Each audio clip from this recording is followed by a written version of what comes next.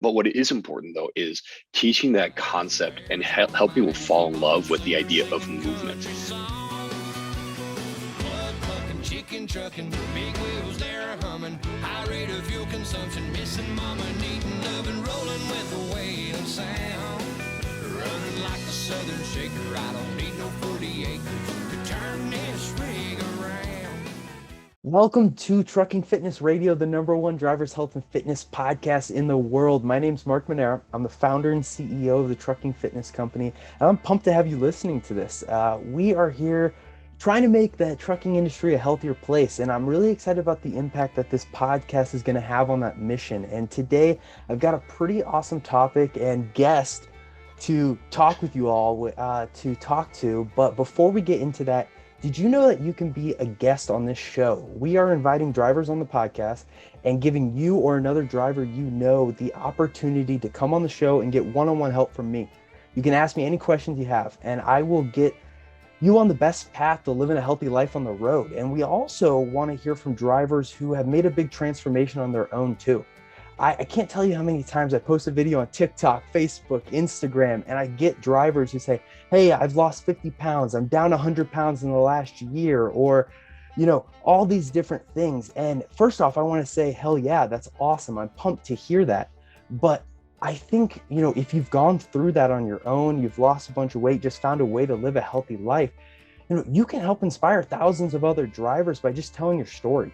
And we want to give you the platform to do that. So if you fall into either of those categories, we want to hear from you. Go to the link in our show notes, or jump over to truckandfit.com/radio. So truckinfit.com/radio, and fill out our show application. It literally takes 3 minutes. So let's get on with the show. Today we are talking to Robert Bain. He otherwise known as Bain, friend of mine. He's worked in trucking and transportation for years, and I think his nickname says it all: the strongest man in logistics. Bain, That's welcome that's to what the internet show. says. Thank you. Okay, I appreciate it, man. No problem. Well, I guess before we jump too deep into it, give everyone a little background on yourself. Yeah, awesome, man. Well, first of all, like I said, thank you very much for having me on. I never take it lightly that folks want to hear my voice. So, I definitely appreciate it, and I hope this is able to reach a few folks, whether on the road, at home, whatever. So my name, like I said, is Robert Bain. I have been in the transportation logistics industry for going on 15 years now. Actually, right at 15 years. I sat in a variety of roles. I started my career in Eastern Iowa at a little company called CRST. Plenty of folks are familiar with that. Hoping some of their drivers are listening, because I know many of the driver population that I was introduced to there certainly could use some assistance as they continue to make things better. They're tremendous drivers, very safe fleet, but I also want to make sure that those folks are able to do that for a very long time. So moved on from there. We moved over here to the Chicagoland area. My wife and myself and our 4 children. We moved here, and I started working at a brokerage, and I worked there for about 2.5 years. I was a carrier sales rep. So I slung freight. I was a carrier sales manager. I was a trainer. Moved on from there. I went and actually ran a private fleet for about 5 years. Did everything there. Was dispatching. I was a GM.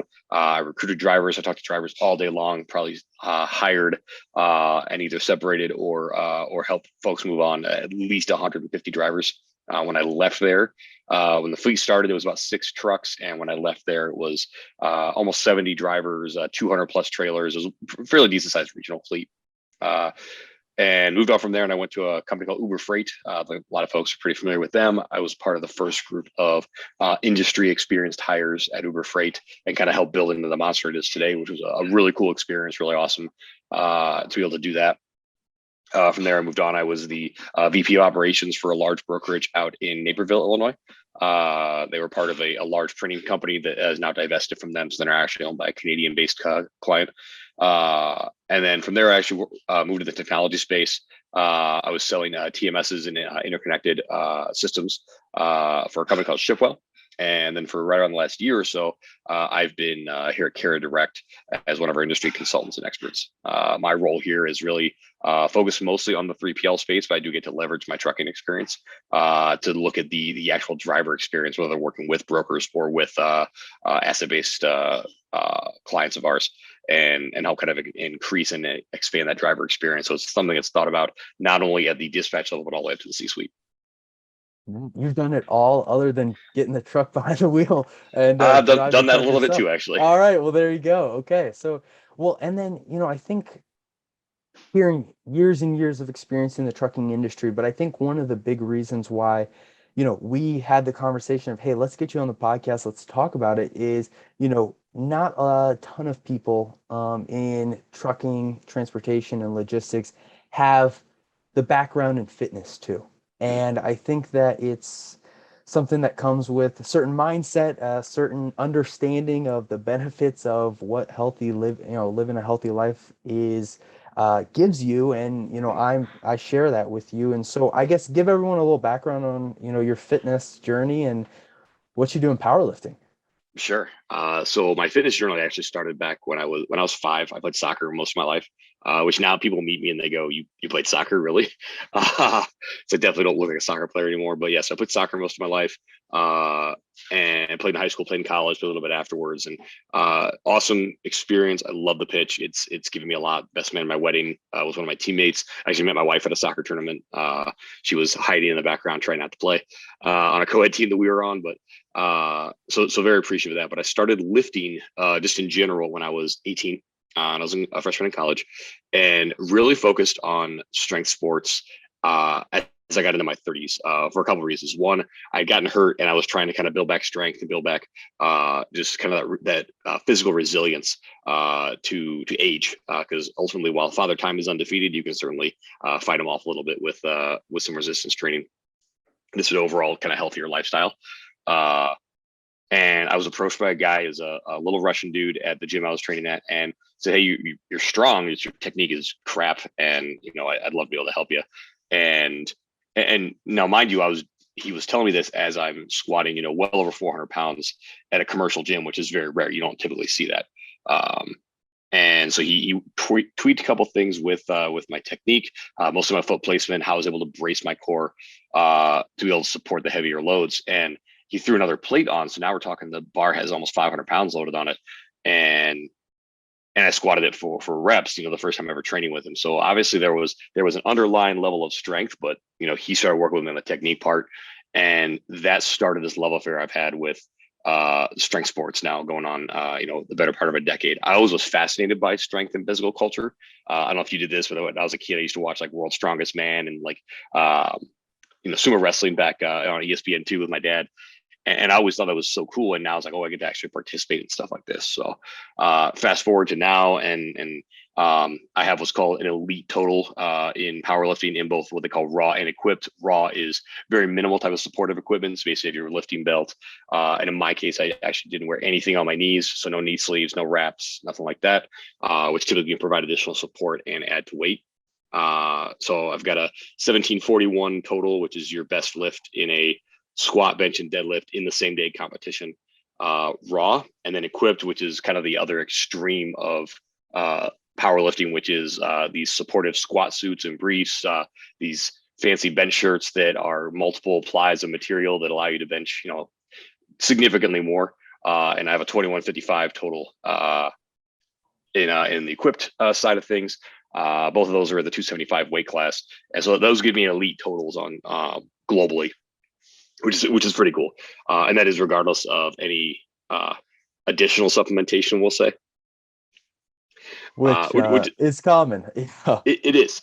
Many of the federations I compete in are not tested. And so it's like, it's not against the rules because there's no rule about it. So, there's plenty of folks that are willing to participate in that. And not that I have anything wrong with it, but I just haven't chosen to do so. And so, yeah, it's been pretty cool. It's been a really awesome ride along the way. 2 of my 4 children have actually come alongside and competed as well. My oldest daughter, she and I actually have the very cool distinction of having competed in the same worlds together in 2019. One of the coolest experiences ever. Our whole family went down to Orlando, Florida. We spent 5 days with the competition itself. She competed the first day. I competed the final day. She won a world title as a teen. Super cool. And then in the open, which is all age classes, in her weight class, she actually placed 3rd at her first worlds. And then I was, blessed enough to win. I also won best pound for pound lifter in that meet.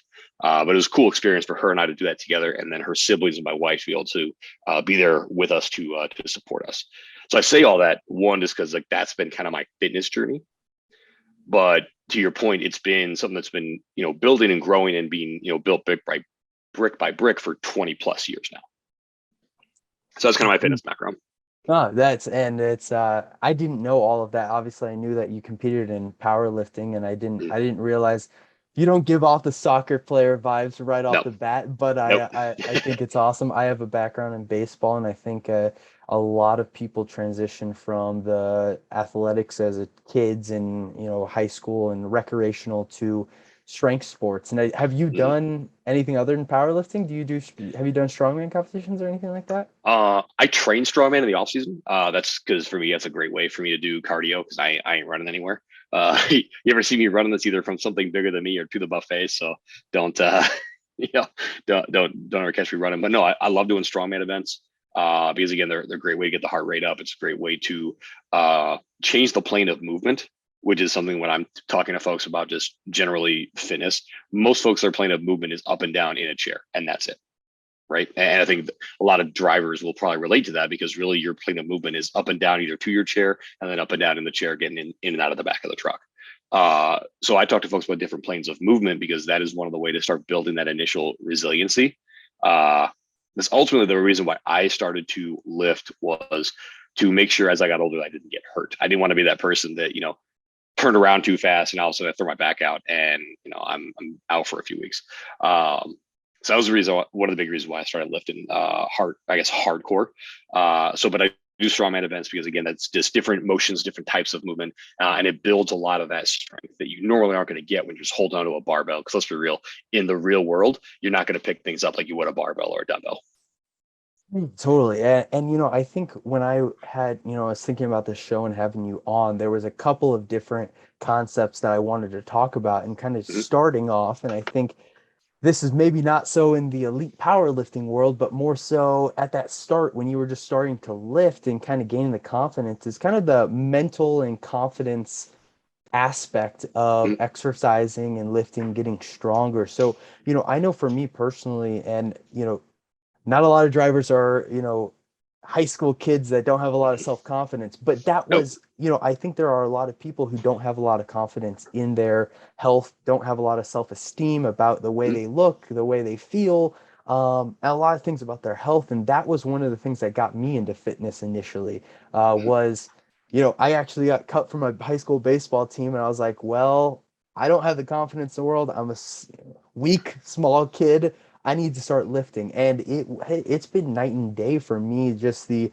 confidence aspect to it. So if you could talk to kind of, your experience on, how being stronger, the strength it's just done for your life outside of the gym. Yeah, you bet. And I think it's a great call out. Is that there is a confidence level. There is a lot that goes into that because you're like I look at my world of lifting. Every single day during training, I'm cheating death.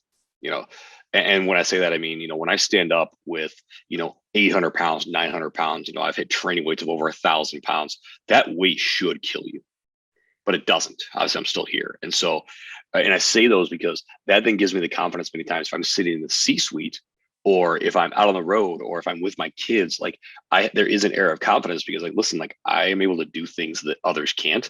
And I say all that because when you think about those who are professional drivers, they have a skill set, they have an ability that many others do not. And that can carry over into other aspects of their life. And I think when you talk about folks that have concerns about their self-esteem or their self-image or like, hey, listen, like people take their shirt off or look at themselves in the mirror and they don't like what they see, understand there's still value in that person. It's not that nothing diminishes that. And so you have to then find those areas where there is value and start to carry that over.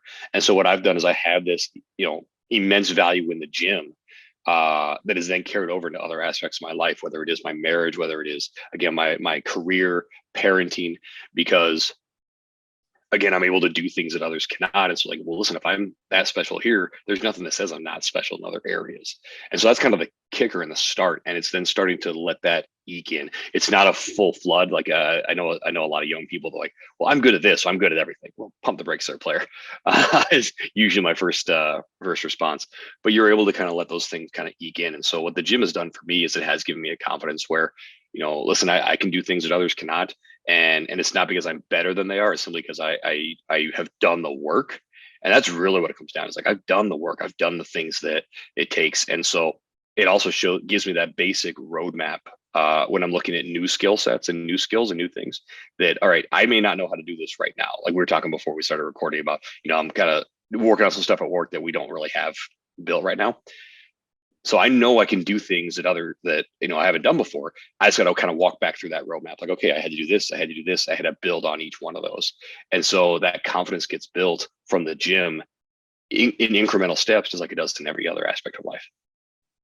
And then the other aspect that you mentioned that I wasn't even on my radar initially when we started this conversation was the uh, as you get older, frailty, Mm-hmm. loss of muscle mass, Yep. weakness, deconditioning, and as a physical therapist, I saw it in the clinic every single day of it's tough. You get older and you can't squat up off the toilet. You can't, Yep.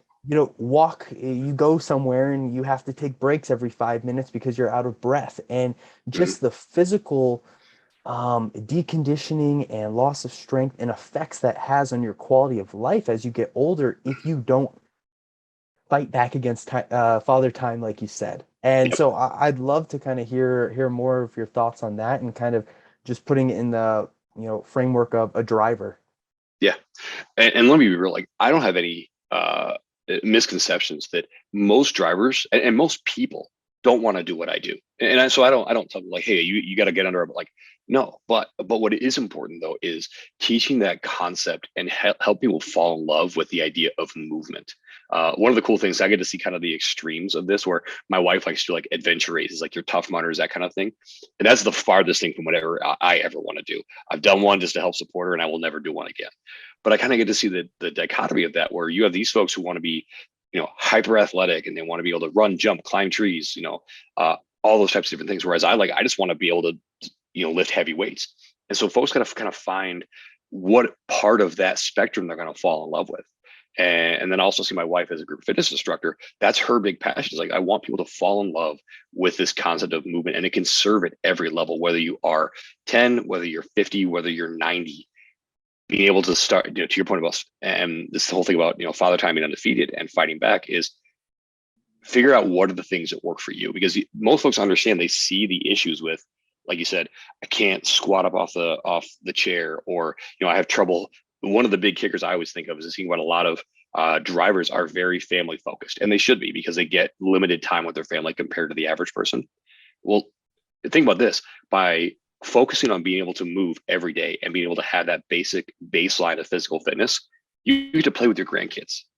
You get to play with your great grandkids someday. Like, those are important things, and those are kind of the things I focus on, because, like, let's be real, no one wants to go and do diagonal push-ups against the stairs on your truck. That stinks.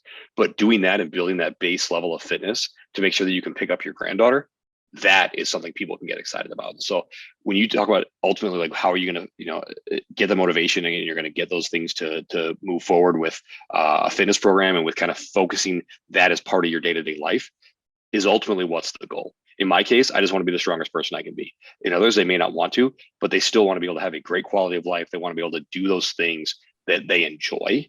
And so it's just, hey, start with square one, but always keep that eye on, I want to be able to pick up little Susie. I want to be able to, run with little Johnny, or at least be out and like throw a football with him, whatever the case may be.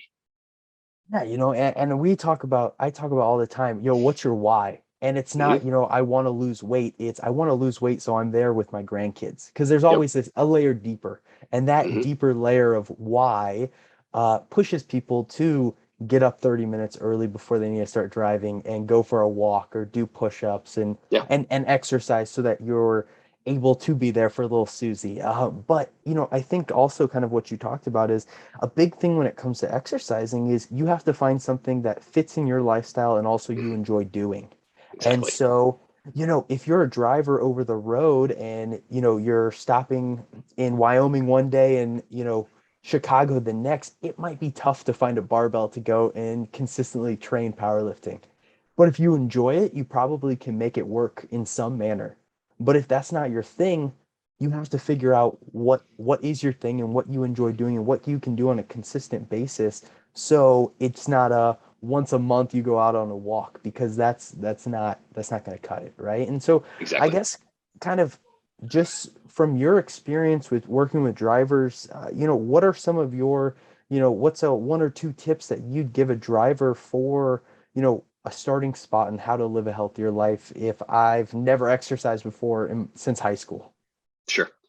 First things first, just start. Whatever it is, just start.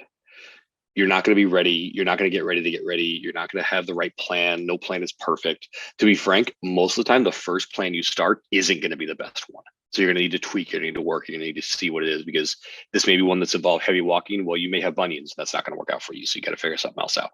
But the first thing first, just start. And then the second thing is be consistent. Even if it's just 5 minutes a day. Like, listen, I'm just going to sit in the cab or in the sleeping berth, and I'm just going to try to just touch my toes for 5 minutes every day. Like, something as simple as that, but that basic movement, that little bit of strain, that just keeps that consistency.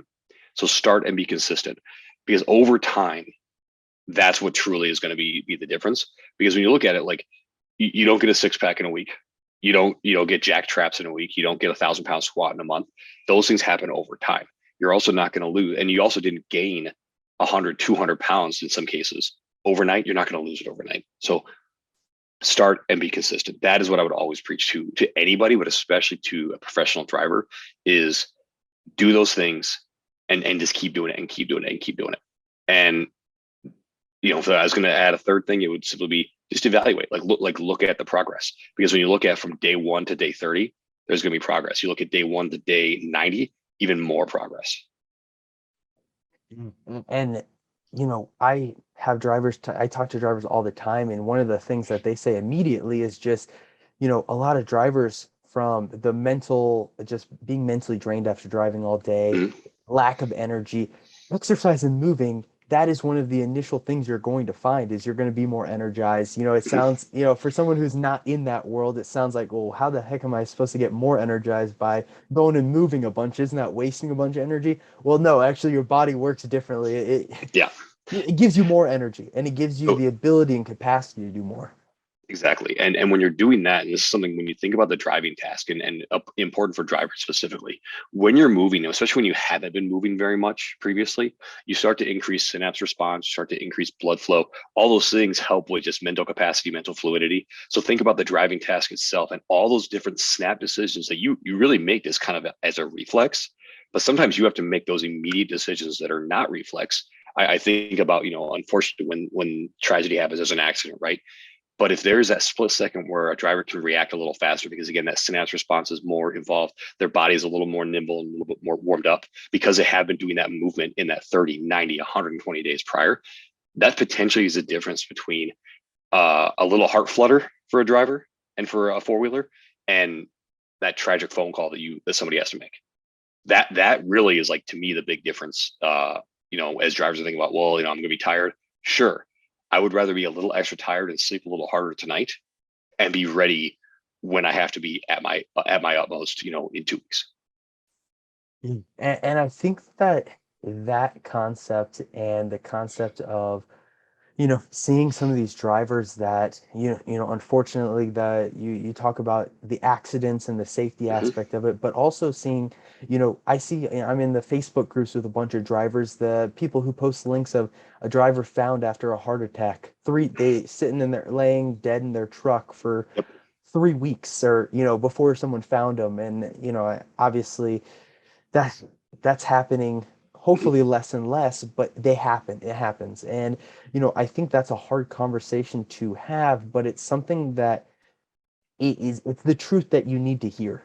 And Hmm. if you are putting effort towards living a healthier life, you're doing things to build up your capacity, build up your strength, you are less likely to be a victim of those types of situations. And that's the mindset, along with, doing it for your family, doing it for the other the safety of drivers who are driving cars around you on the road, that you Hmm. need to be doing this for. So, you know, Bain, I really appreciate you coming on the show. Yeah. I really enjoyed this conversation. Is there any, to end the conversation, any other piece of advice that you want to tell the drivers out there? Not advice, but I do want to say, because it can never be said enough. Thank you for what you do. Thank you for what you've done, especially over the last 2 years. Drivers have been put in the spotlight, not always in the most positive one, because of the work that they do, and the work that they do is incredible. And so I definitely want to say that, America needs two things. I tell people this a lot. It needs farmers and drivers. One of or both those two things goes away, and the whole country stops. And so thank you all so much for what you do. If anybody ever wants to reach out to me, you can find me on LinkedIn as Robert Bain. You can email me, rbain@carrierdirect.com. You can find me on Instagram at Bain316. Always willing to have a conversation with a driver, because again, I think what you guys do is important. You guys and gals, and you guys are really what one of the pieces of glue that keeps this country together. So thank you for what you do. If there's anything I can ever do to help you out with your fitness journey or just life in general, or heck, if you just need somebody to talk to because you got all that windshield time, more than happy to. Awesome. Bain, thank you so much for coming on, and thank you everyone for listening. We'll see you next time. Trucking, big wheels there humming, high rate of fuel consumption, missing mama, needing loving, rolling with the weight of sound. Running like a southern shaker, I don't need no 40 acres to turn this rig around. I'm jacked up like a Chevy, but ain't heading to the levee. Lord have mercy sakes alive. On this high step and double clutching, gear jamming, chicken trucking, old school